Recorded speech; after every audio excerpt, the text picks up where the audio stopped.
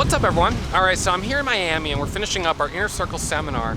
And one of the things that was really interesting about this seminar, we get together a group of traders who have all graduated from the Warrior Pro course, and we talk about what's working, what's not working. And 4 of the traders that were here are also semi-professional poker players. And one of them came up to me and was talking to me about what he sees as some of the similarities, some of the things that he's learned playing poker that have really helped him be a more successful day trader, being more mindful of risk and strategy and things like that. And I've always hesitated to really talk about day trading and gambling in the same sentence, only because I don't think what I do is gambling, and I don't like to think of day trading as gambling. And yet, there are some similarities. There are people who gamble with their trading accounts, and then there are people who consistently make money. Just like when you go to Vegas, there are people who consistently make money at the casino, and then there's everyone else who loses money. So what is the common thread there that ties sort of those who are successful at these risk-related potential careers, whether it's trading or professional poker? That's what we're going to talk about during this episode. And as always, I hope you guys, if you have questions or comments, you leave them right down below. And if you're not already subscribed to the channel, subscribe, and you'll get an alert the next time I upload a new episode.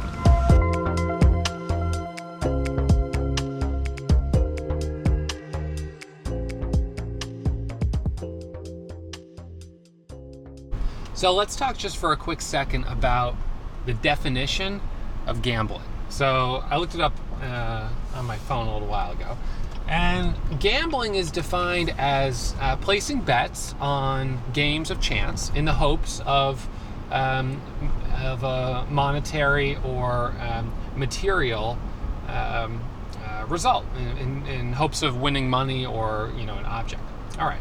So that's straightforward enough. By that nature, I would say that even though they say gambling is, in one definition, was placing a bet on the outcome of something that is unknown. Certainly when you take a trade, the outcome is initially unknown, like placing a bet on a sporting event. The outcome is unknown. You won't know whether it is going to be a successful bet or trade until the stock has played itself out or until the event has happened.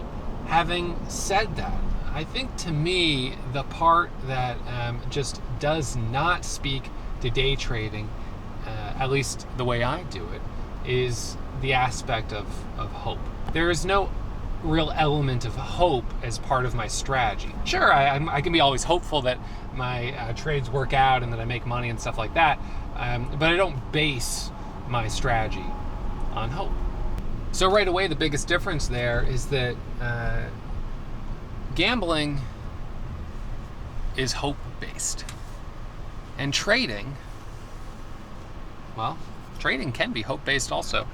But trading, if you're successful, is not based on hope. It's based on confidence in a strategy that is proven profitable. Like a semi-professional poker player, I would say that they're really not basing it as much on hope either. They would be basing the expected outcome much more on a strategy and a set of rules of how they play the game.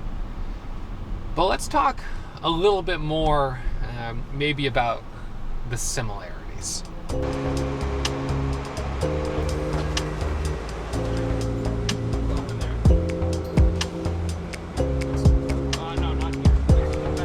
A lot of people who come into the market to day trade are doing it in such a speculative way that they will lose money. In other words, they don't have a strategy. You know what that means? It means that their success is 100% based on luck. And you can't build a career on luck. And I'd say, well, that's gambling, right? Now, why would someone do that? Well, I think it speaks to the fact that just like going to a casino, you hear about people who go to the casino and, well, they make a lot of money. And so I suppose with trading, it's the same thing. People have heard of a trader who made a lot of money, and so, hey, I'm gonna give it a shot, and I'm gonna hope it works out. But that's not how it resolves for most people. in order to be successful, you need to have a strategy.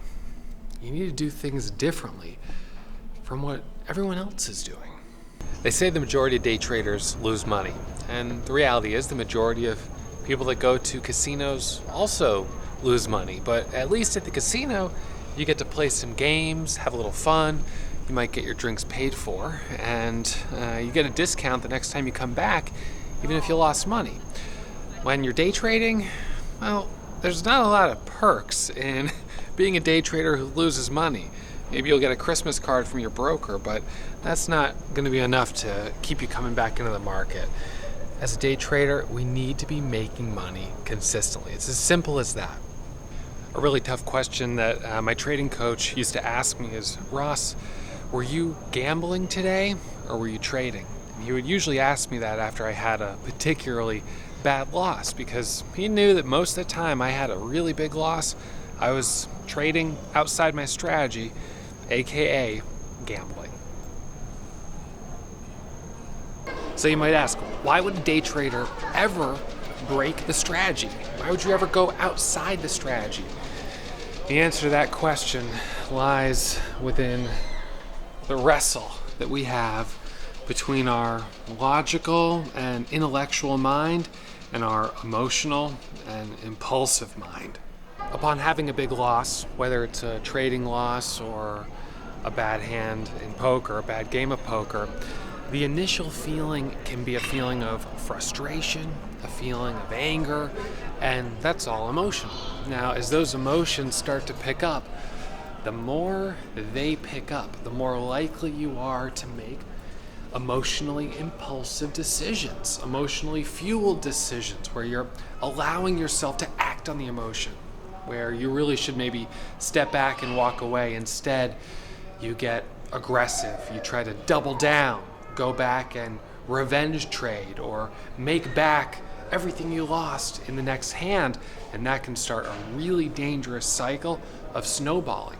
And that's why it's so important to have risk parameters in place, so when you get to that point where you're about to fall off the wagon or you're about to go rogue, you've got something in place to stop you. That's why it's so important that every strategy, the first component of every strategy, whether it's a trading strategy or a strategy for how you play poker, is risk management. How you're going to mitigate risk, mitigate drawdown, so you never have a day that's a big blowout. Now, in order to prevent those big blowout days, some of the semi-professional poker players that are now students, they told me that one of their techniques is that they go into the casino only with cash and their license. So they go in with the amount of cash they're willing to put on the table to potentially lose. And if they lose it, then the only way they can get more cash would be to walk home and then, to take out cash from the ATM machine or something like that. So by the time they've gotten home, obviously the emotions of the frustration, everything else have come back down, and then they're not as likely to act on that emotional impulse. The reality is, it is only human to have that impulse. And that's why we need those parameters in place to stop us from doing what is so instinctual for us, to revenge trade, to get aggressive. So as a trader, what I do to manage risk is I set parameters on my account that if my account is ever down more than $1,000, that's my max loss right now, then I'm done trading. And I literally cannot take any more trades for the rest of the day. And so what I've effectively done is I've capped my max loss. And that's really important. That's that thing that I need. So if I ever worry about maybe losing self-control, that max loss is already set.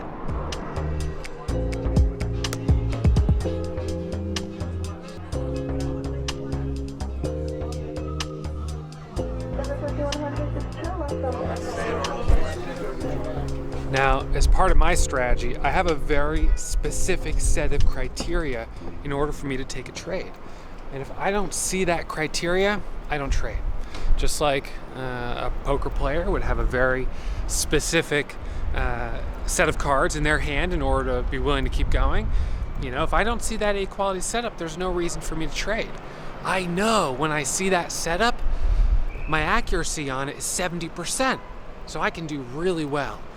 But if I don't see it, there's no use in trading, and I've just got to sit on the sidelines. Now, that is all part of my strategy. So those of you guys who are wondering more about the details of my strategy, how I manage risk, really on a trade-by-trade basis in terms of where I set my max loss, how I find strong stocks to trade each day, and where I get in and where I get out, check out the link right in the description. I'll put a link right there where you can register to my next day trading one-on-one class. So I don't base my strategy on hope. I base my strategy on statistics, historical data. In fact, I've got over 4,000 trades of historical data, and that's what leads me to believe that I will be right 70% of the time, as long as I have the discipline to trade the strategy that I know is my A quality setup. That's one of the hardest things about being a trader. And I'm sure one of the hardest things about being a poker player is having the discipline to sit on the sidelines, watching trades go by, watching hands go by.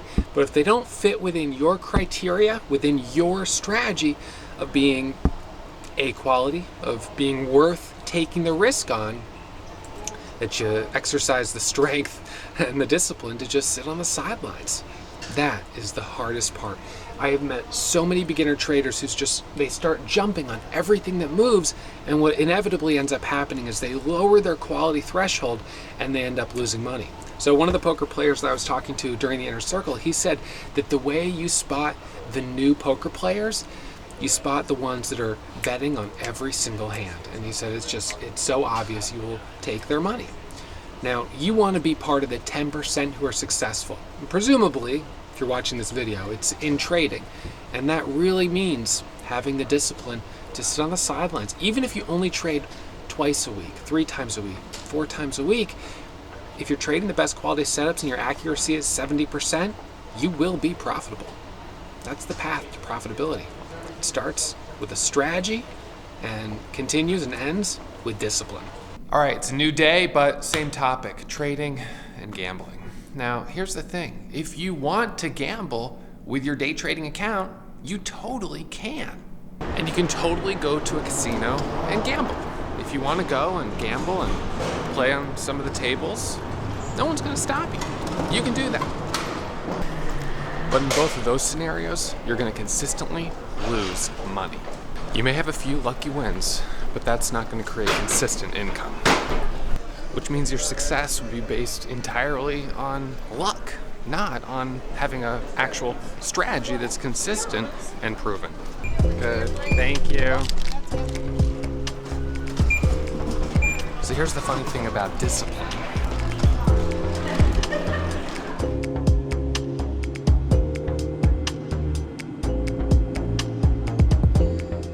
It's not enough to be disciplined 50% of the time, 60% of the time, 70% of the time. You've got to be disciplined 100% of the time. Because imagine this, you follow all the rules during the first hour of the day, and then during the rest of the day, you have zero discipline, you break all the rules, and you're essentially gambling. The end result of being disciplined only 50% of the time is losing money. It's the same result as gambling. And that is one of the biggest challenges, certainly both with trading and with playing poker. You know, if you're at the table and you follow all the rules for the first several hands, and at the end, you throw those rules out the window, the rules of your strategy, well, the result is losing money. So with discipline, you've got to exercise that muscle. So when you're trading during the hours that you're in front of the computer, you can be 100% within the rules of the strategy. How many of you guys can relate to that experience as a trader of having followed the rules all day long, only on that last trade to get frustrated, lose a little bit of money, and then just go completely off the rails? So why does that happen? The emotional mind takes over, discipline is gone, and mistakes happen. Ultimately, your ability to make day trading a long-term career depends on you being able to have the discipline to follow the rules of your strategy. It's as simple as that. Now, in terms of finding the strategy, that's kind of the easy part. You guys can check out the link right below in the description and watch Day Trading 101. That's where I break down my strategy for you guys so you can see my rules for where I get in, where I get out, how I find strong stocks to trade, and how I manage my risk. The hard part comes with having the discipline to follow the rules of the strategy. Now, I want to be really clear. The reason that discipline is so hard as an independent trader is because no one is going to hold you accountable for following the rules except for you. You have to be the one to hold yourself accountable. If you decide to break the rules, so what? Who do you get in trouble with? You.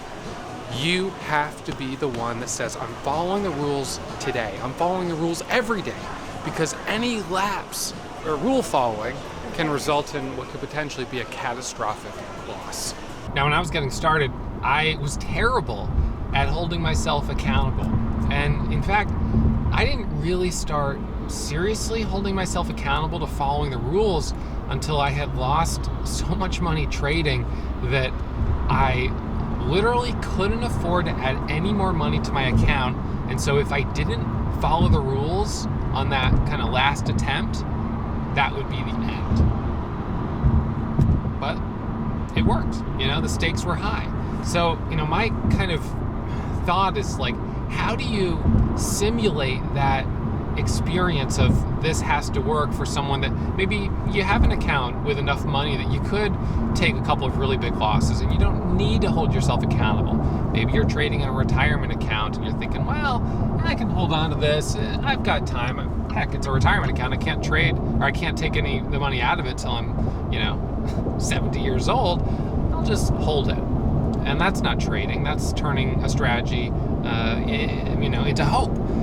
So I'm a big advocate of trading in a small account, even if you can afford a big account, because when you trade in a small account, you really have to follow the rules. Otherwise, you could blow it up and then you can't trade for a few days and you got to add more money in. And it only takes doing that a few times before you're like, all right, I gotta tighten up the rules and I gotta hold myself accountable.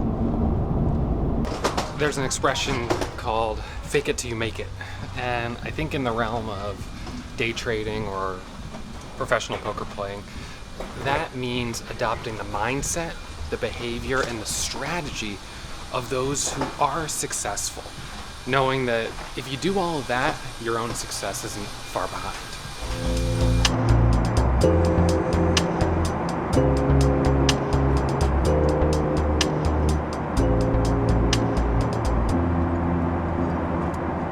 So when you meet a trader who's been trading successfully and making money for a long period of time, or you meet someone who goes to Vegas and plays poker and makes money, they're not gambling. And that's not based on luck, their success. It's based on having a strategy. So the question for you is, do you think you have what it takes to be part of the 10%? To be one of the ones who is a successful trader, who is a master of managing risk, who's able to walk that tightrope every single day, maintaining discipline, staying cool, calm, and collected, and coming out on top. If you think you have what it takes, check out some of the links in my description. I think you'll really enjoy them. Day Trading 101, lots of other links with info on how to get started trading, and I hope to see you guys in the chat room. All right, that's it for me. Girl, did you miss Daddy? Girl, would you be a trader or a gambler, girl? What would you do? Would you be a good trader, or would you just gamble all your kibble? Would you gamble the kibble for maybe more kibble, like kibble payday? More about trading? Check out some of the links in my description, and if you have questions, ask them in the comments. I personally respond to every question posted on my channel. And don't forget to subscribe.